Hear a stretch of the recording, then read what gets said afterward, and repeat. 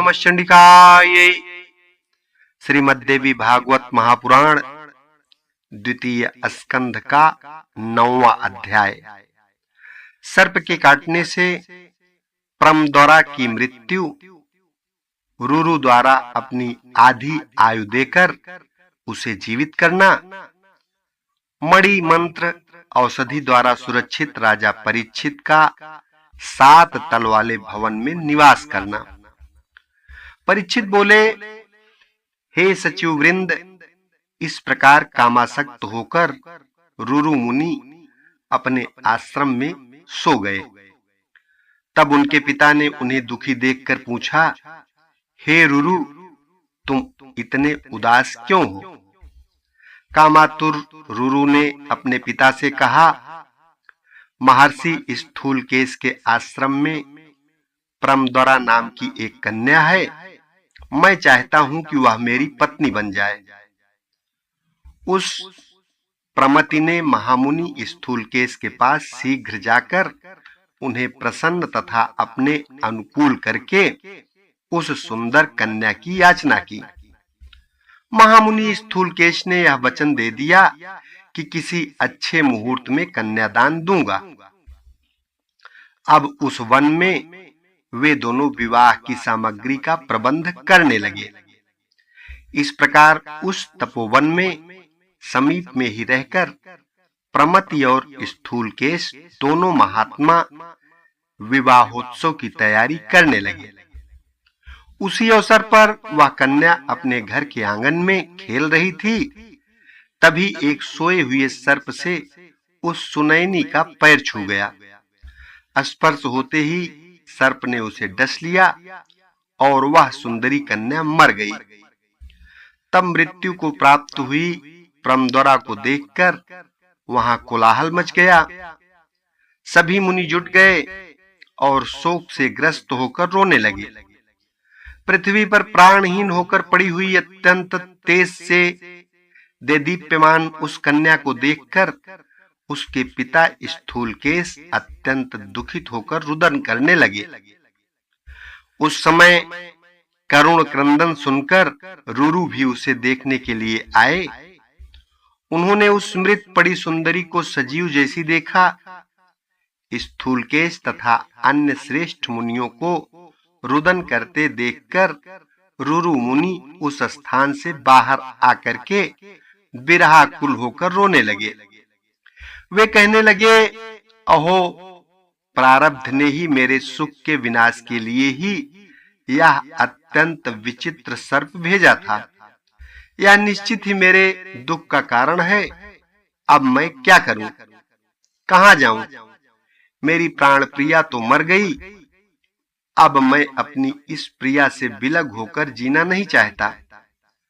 अभी तक मैंने उस सुंदरी का आलिंगन आदि कोई सांसारिक सुख भी नहीं प्राप्त किया था। मैं ऐसा अभागा हूं कि उसका पाणी ग्रहण नहीं कर सका और न तो उसके साथ अग्नि में लाजा होम ही कर पाया। मेरे इस मनुष्य जीवन को धिक्कार है। अब तो मेरे प्राण निकल जाएं तो अच्छा है। जब दुखित मनुष्य को चाहने पर भी मृत्यु नहीं मिलती, तब इस संसार में वांछित उत्तम सुख कैसे मिल सकता है? अब मैं या तो कहीं किसी भयानक तालाब में डूब जाऊं, अग्नि में कूद पड़ूं, विष खा लूं अथवा गले में फांसी लगाकर प्राण त्याग दूं। इस प्रकार विलाप करके रुरु अपने मन में विचार कर उस नदी के तट पर स्थित रहते हुए उपाय सोचने लगे। प्राण त्यागने से मुझे क्या लाभ होगा? आत्महत्या का फल तो अत्यंत दुर्निवार्य होता है। मेरी मृत्यु सुनकर पिताजी दुखी होंगे, माताजी को भी महान कष्ट होगा। हाँ, हो सकता है कि मुझे मरा हुआ देखकर प्रारब्ध संतुष्ट हो जाए। मेरे मर जाने पर मेरे सभी शत्रु भी प्रसन्न होंगे, इसमें संदेह नहीं है। किंतु इससे परलोक में मेरी प्रिया का क्या उपकार होगा? इस प्रकार विरह से संतप्त होकर आत्महत्या करके मेरे मर जाने पर भी परलोक में मुझ आत्मघाती को मेरी वह प्रिया नहीं मिलेगी। इसलिए मेरे मरने में बहुत दोष है और न मरने पर मुझे कोई दोष नहीं होगा। ऐसा सोचकर रुरु स्नान तथा आचमन करके पवित्र होकर वहीं पर बैठ गए।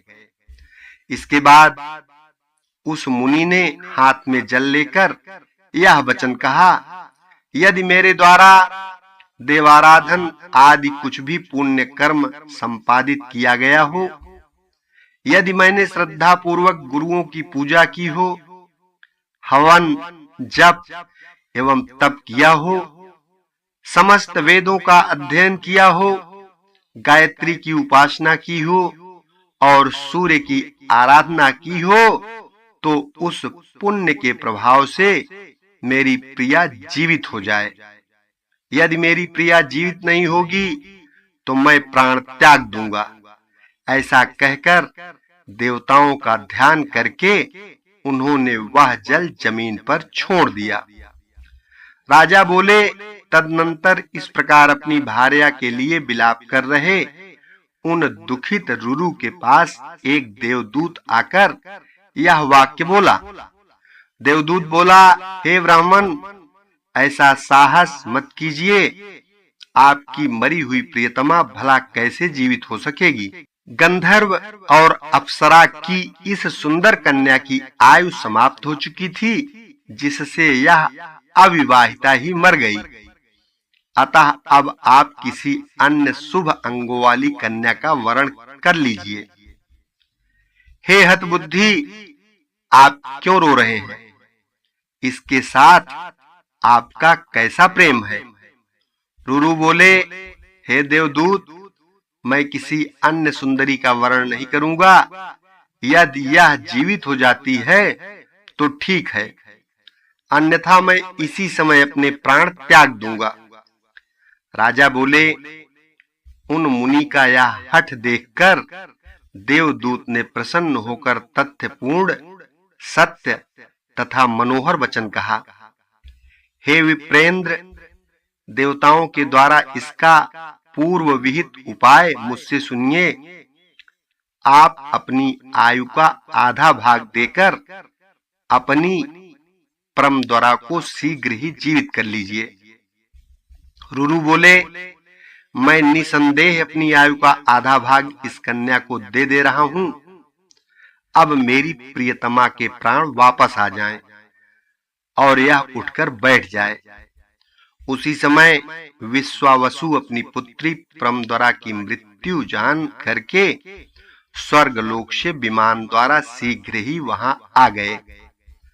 तत्पश्चात गंधर्वराज विश्वावसु तथा उस श्रेष्ठ देवदूत ने धर्मराज के पास पहुंचकर यह वचन कहा, हे धर्मराज, रुरु की पत्नी तथा विश्वावसु की पुत्री इस परमद्वारा नामक कन्या की सर्पदंश के कारण इस समय मृत्यु हो गई है।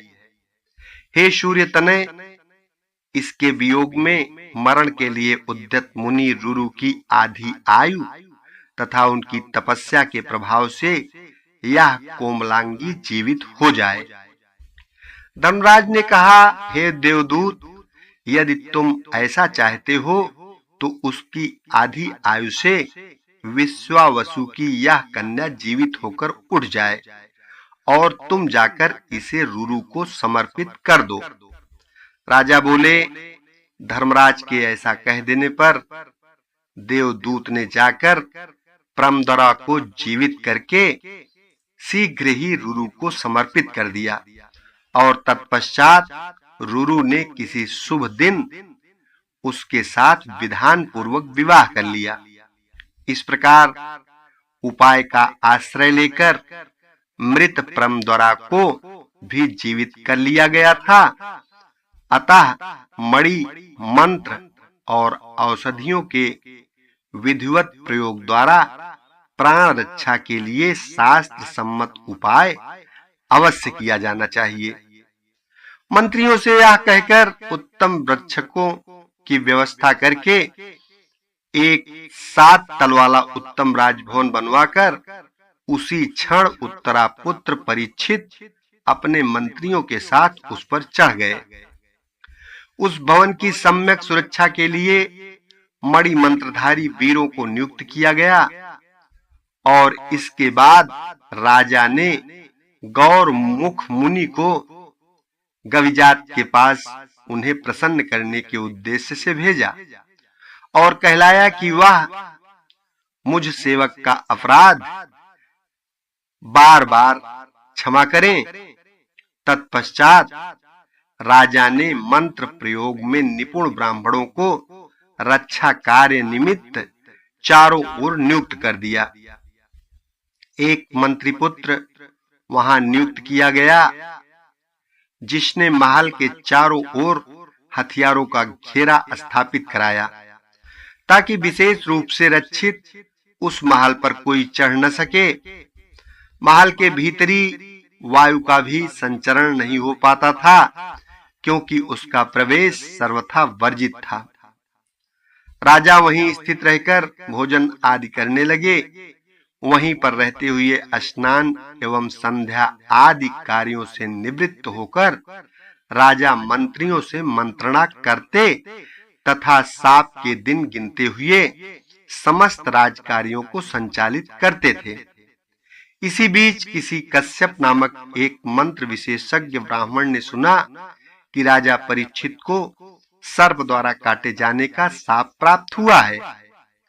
उस धनाभिलाषी ब्राह्मण श्रेष्ठ कश्यप ने विचार किया कि मुनि के द्वारा शापित राजा इस समय जहां रह रहे हैं मैं वहीं पर जाऊंगा। ऐसा निश्चय करके मंत्रज्ञ विद्वान तथा धनाभिलाषी वह कश्यप नामक मुनिश्रेष्ठ विप्र अपने घर से निकलकर रास्ते पर चल पड़ा। इति श्रीमद्देवी भागवते महापुराणे अष्टादश सहस्त्रयाम संहितायाम द्वितीय स्कंधे परीक्षिदाग्र्यो गुप्त गृहे वास वर्णनम नाम 9वां अध्याय। ओम नमः चंडिकायै। 10वां अध्याय अगले भाग में।